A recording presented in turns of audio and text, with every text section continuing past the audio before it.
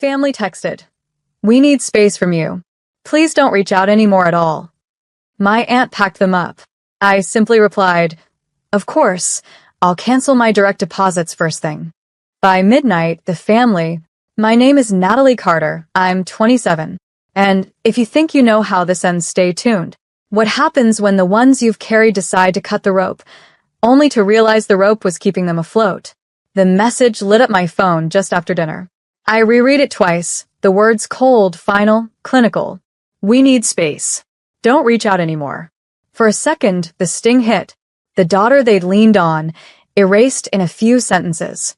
But then clarity swept in, fast and sharp. Because they had forgotten one detail.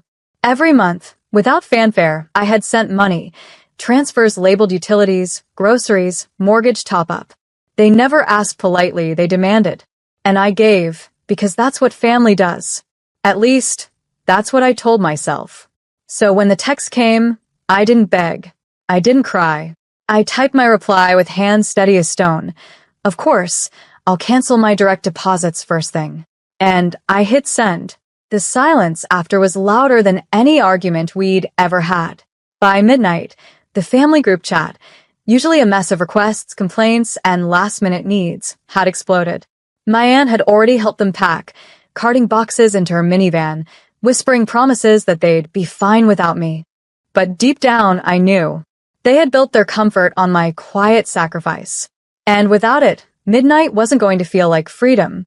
It was going to feel like free fall. I watched the screen glow, one furious message after another, their panic dripping between the lines. And I smiled, realizing something I should have learned years ago. When you stop feeding the hand that slaps you, it finally feels its own hunger. Mom's sobs filled the line, but they weren't the tears I'd spent my life waiting for. They weren't about me, they were about the image. How this makes us look. Her voice shook, not with regret for forgetting me, but with panic that the world had noticed. Elena, she said, she always got my name wrong when she was flustered. Your father didn't mean it. You're twisting this online. Just take it down. I kept my tone even. I didn't twist anything. I wrote the truth. That's all. Her silence was a blade. By noon, the caption had spread beyond my circle. Friends left comments that felt like warm hands on my shoulders. Rachel has carried everyone for years. Shame on them for forgetting. Your worth isn't defined by their silence. My phone buzzed nonstop with support, the validation I had begged for at that same dinner table now arriving from people who actually saw me. But then came the backlash. A text from my older brother. Take it down. You're humiliating us. Family issues stay private. I stared at the words, laughed once, sharp and bitter, and replied, so does gratitude. But you didn't keep that private. No response. For years, they had wrapped themselves in secrecy, shielding every slight and insult with family privacy. Now, their armor had cracked with one caption, and the world peered inside. That evening, I sat by my window, city lights flickering, and scrolled through the photo again. Their faces glowing under the chandelier, glasses lifted high, and me, blurred at the edge, unmentioned, invisible. Except now, invisibility had turned into visibility. Their omission had become my spotlight, and for the first time, they weren't in control of the narrative. I was. By Monday, the caption had grown legs. An aunt called, her voice hushed but sharp. Rachel, sweetheart, why would you humiliate your parents like this? Everyone's talking. You know how hard they try. I pressed my forehead against the cool glass of my window, staring down at the streetlights. They try for everyone else, not me. She sighed, the way people do when they want you to shrink back into silence. Family matters should stay in the family. I almost laughed. That line again. Privacy had always been their shield, a way to erase my feelings while protecting their image. But privacy hadn't fed me when I skipped meals to pay rent. Privacy hadn't clapped for me at my art show. Privacy hadn't remembered my name in a Thanksgiving toast. When I hung up, I opened my phone. Dozens more messages waited. Colleagues who admired my work, friends who reminded me of my worth, even acquaintances who barely knew me but understood the sting of being invisible. One message stopped me cold. Sometimes the strongest person at the table is the one no one mentions. But they know. Trust me, they know. I let the words sink in. Maybe they did know. Maybe my parents' silence wasn't forgetfulness. Maybe it was willful. They had always elevated my siblings, praising their safe careers and conventional lives. My work didn't fit their mold, so they erased me. That night, Dad finally called. His voice was low, rough. Rachel, you need to apologize to your mother. She hasn't slept since your post. You've embarrassed us in front of everyone. I gripped the phone tight, my jaw clenched. No, Dad. You embarrassed yourselves.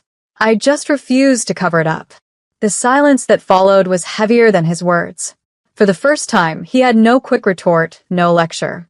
And that silence told me everything I needed to know. The silence from my father should have ended the call. But instead, he muttered, almost to himself, "You don't understand what you've done." I leaned back in my chair, staring at the ceiling. No, Dad. I finally understand exactly what I've done. I told the truth. By midweek, the caption wasn't just a post. It was a mirror. Friends kept resharing it with their own stories, being forgotten, dismissed, erased by the people meant to lift them. My words had become larger than me, and my family hated that. Mom left a string of voicemails, each one a mix of guilt and threat. Rachel, if you loved us, you take it down. Rachel, this is tearing the family apart. Rachel, you've made me look like a bad mother. I played them one by one, each message confirming the truth I had known all along.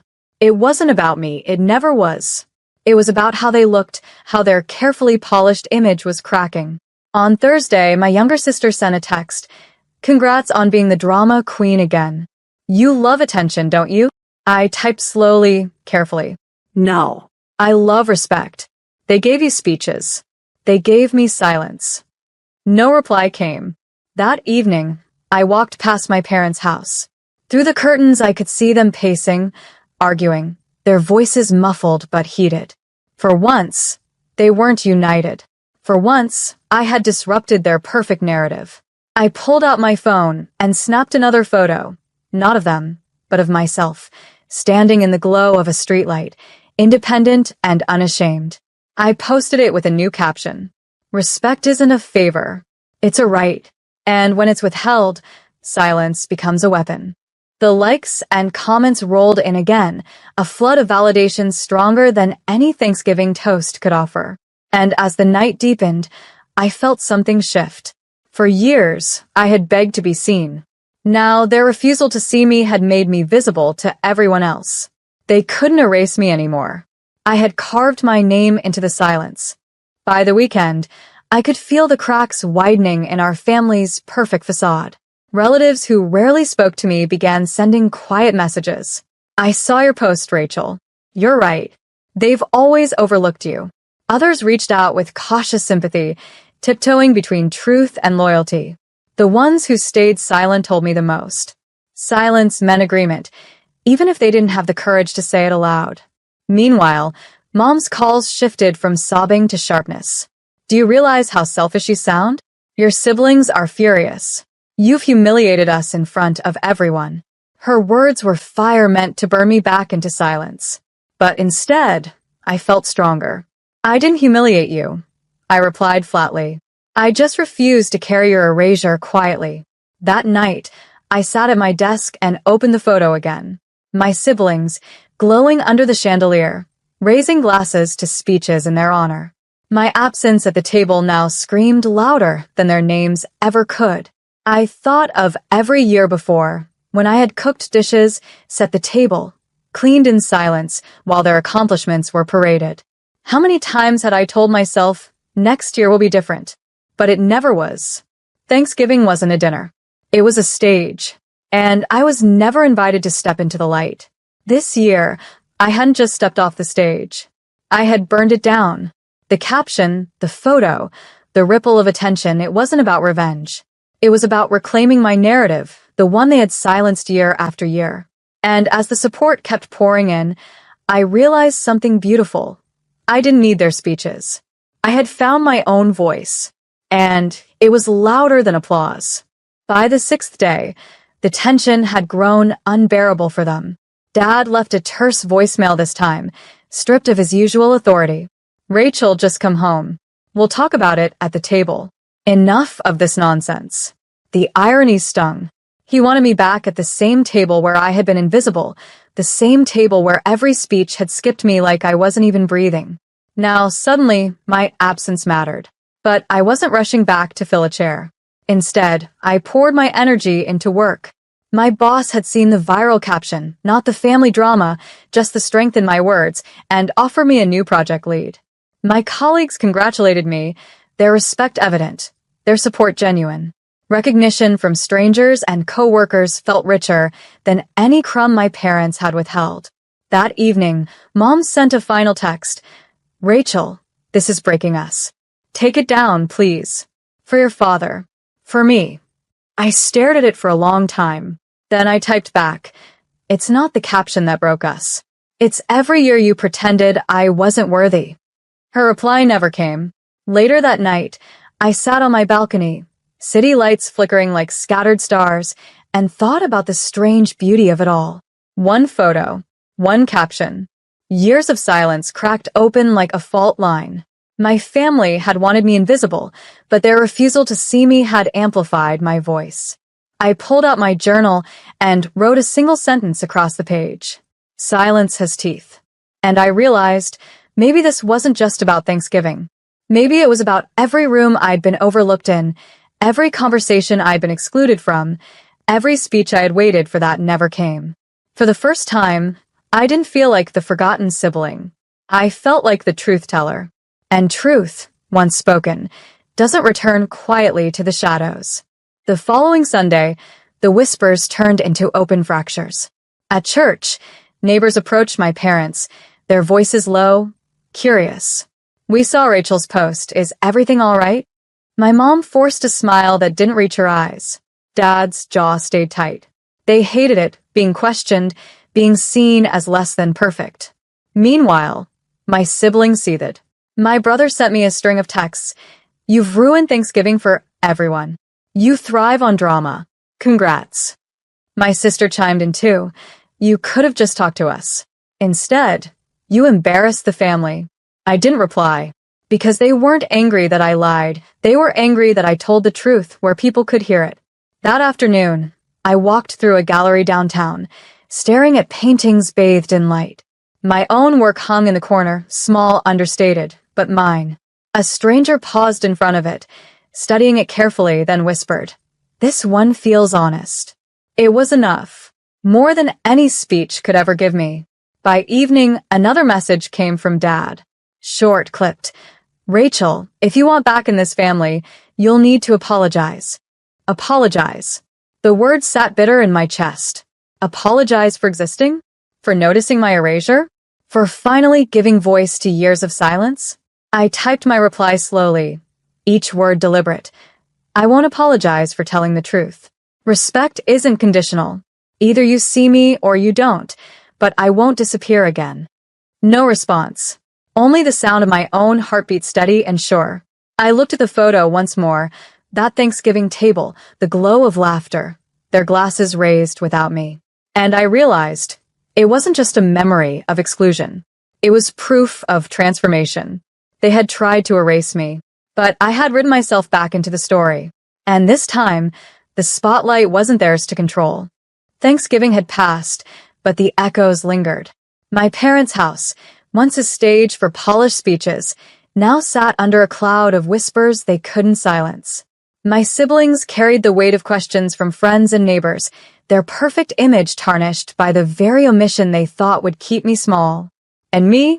I walked lighter. In my apartment, the walls glowed with the warmth of new beginnings, canvases leaning against corners, projects stacked neatly, proof of a life I had built without their approval.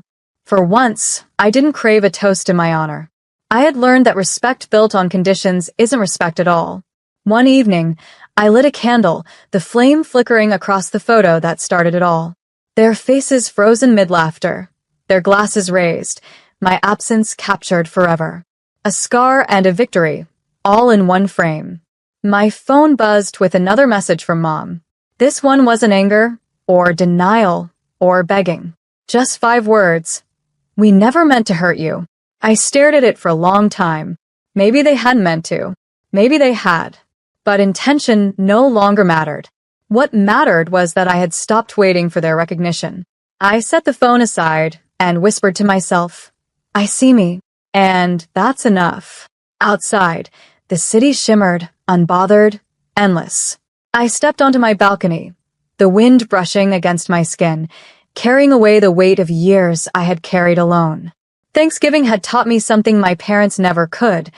Invisibility is only possible if you agree to stay unseen. And I had chosen differently. I had turned silence into speech, absence into presence, erasure into legacy. Not through their words, through mine.